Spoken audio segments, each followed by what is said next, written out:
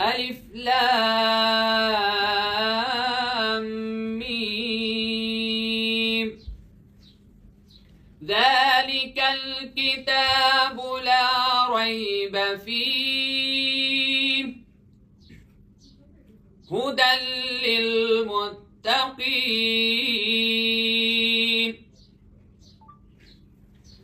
الذين يؤمنون بالغيب ويقيمون الصلاة ومما رزقناهم ينفقون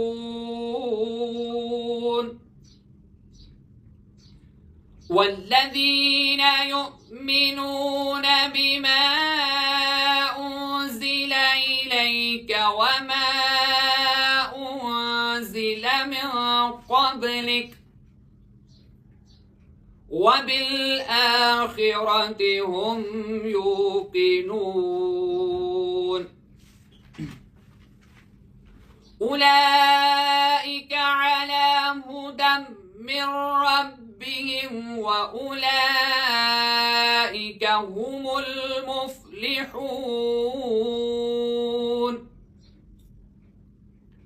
إن الذين كفروا سواء